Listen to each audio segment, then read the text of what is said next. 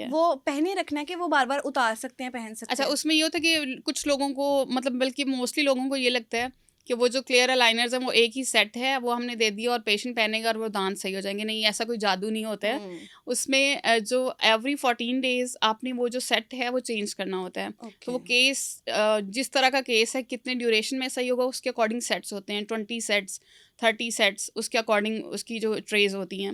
अब वो आपने हर 14 डेज के बाद, जैसे ब्रेसिस की में हम जी जी वायर्स जी टाइट करते हैं, जी तो जी जी इसमें जो जी आपकी जी। वो ट्रे है वो चेंज होती है हर 14 डेज के बाद। और ठीक ये है। सॉफ्टवेयर के थ्रू डिज़ाइन होते हैं, इसके अंदर माइक्रो मूवमेंट्स उन ट्रेस के अंदर होती हैं। ओके। जब आप पहले दफ़ा पहनेंगे तो वो टाइट होगी, वो जो फ्रेम हम्म। आप पहन रहे हैं प्लास्टिक का, वो आहिस्ता आहिस्ता वो लूज़ होना शुरू हो जाता है, क्योंकि जो हमें डिज़ायर्ड मूवमेंट थी दांतों की वो हो जाती हो है। जाती है। उसके बाद फिर हम नए सेट पे शिफ्ट हो जाते हैं। अच्छा, जो दूसरे वायर्स वाले होते हैं ब्रेसेस, वो जब हम देखते हैं हमारे दांतों पे ऐसे करके लगते हैं, जी। तो जब वो उतरते हैं तो क्या हमारे दांतों में जो हम खाना पीना करते हैं उसके नीचे क्या वो जमा होता है या फिर ऊपर निशान बन जाते हैं? ब्रेसिस, मेटल ब्रेसिस में, अच्छा, उसमें जो है क्लीनिंग बहुत मुश्किल होती है, ब्रशिंग करना मुश्किल होता है, ठीक कुछ है। पेशेंट नहीं मेंटेन कर पाते। तो उसमें ये है कि टार्टर वगैरह ज़्यादा डिपॉजिट होता है, तो उसकी वजह से वो येलो टीथ, और जी आपने जी देखा जी। होगा कि अक्सर साइडों पे डिपॉजिट हम्म। हुआ होता है, खाना फंसा हुआ नज़र आता है। तो उसमें हाइजीन मेंटेन करना थोड़ा मुश्किल होता है, तो वो स्केलिंग से सही हो जाता है, उसकी ठीक है। क्लीनिंग करानी होती है। अच्छा, ये बाकी तो आप ब्रैकेट्स का पूछ रही हैं कि जो मतलब ब्रैकेट्स, जो स्टील के जब वो लगते हैं तो वहां पर जहां पर लगता है वहां पर तो उसके नीचे गन तो जमा होगा ना, मैं ये सवाल हाँ है मेरा। ठीक है। तो उसके लिए फिर आप कह रही हैं कि स्केलिंग करवानी हाँ, चाहिए, उसके लिए स्केलिंग एंड स्केलिंग, और पॉलिशिंग आपने कर। ओरल हाइजीन बहुत अच्छी मेंटेन करनी होती है। ब्रैकेट्स जो लगी होती है ना, और हम्म। ब्रेसिस, उसके लिए स्पेशल ब्रशेस आते हैं। मतलब हम्म। पेन जो नॉर्मल ब्रश हम डेली रूटीन में यूज़ होते हैं वो नहीं यूज़ करना होता, उसके साथ एडिशनल ब्रशिंग और फ्लॉसिंग डिफरेंट तरह की होती है।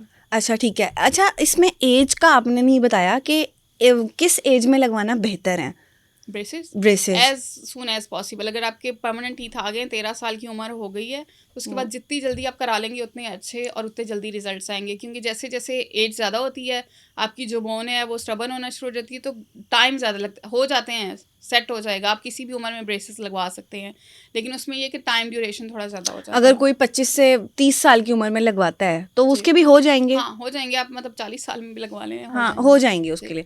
अच्छा, दाँतों की अगर हम सफाई की बात करें तो अक्सर हम देखते हैं जो लोग ज़्यादा चाय पीते हैं, चॉकलेट्स वग़ैरह खाते हैं, उनके दाँत येलो हो जाते हैं। जी।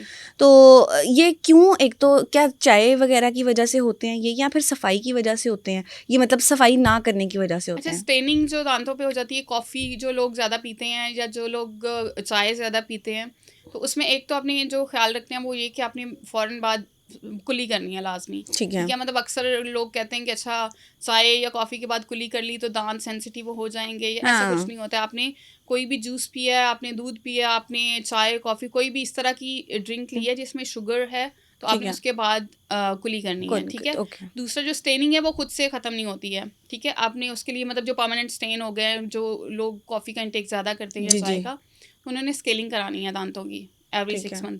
वो जो ब्लैक कलर के स्टेन्स लगे होते हैं वो उसी से रिमूव होंगे। ठीक है, और दाँतों में जो कीड़ा लग जाता है, वो जी। किस वजह से लगता है?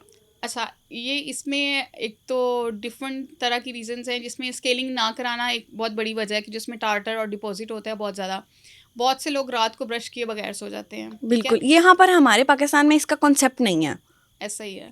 अब इसमें ये कि अवेयरनेस की कमी, हुँ। अब भी ये हम फुल कोशिश कर रहे हैं अवेयरनेस देने की लोगों को, लेकिन पहले अवेयरनेस की कमी थी तो इस वजह से। लेकिन बहुत से लोग जो हाइजीन का पता होता है जिनको, तो पुराने वक्तों में भी लोग वो वो करते थे, मिस्वाक करते थे। मिसवाक करते थे, और कोई वो दातन टाइप वो इस जी, तरह जी, की जी, चीज़ें जी, जी। यूज़ करते थे, तो जो कॉन्शियस होते हैं अपनी ऑरल हाइजीन को लेके वो तब भी करते थे। ठीक है।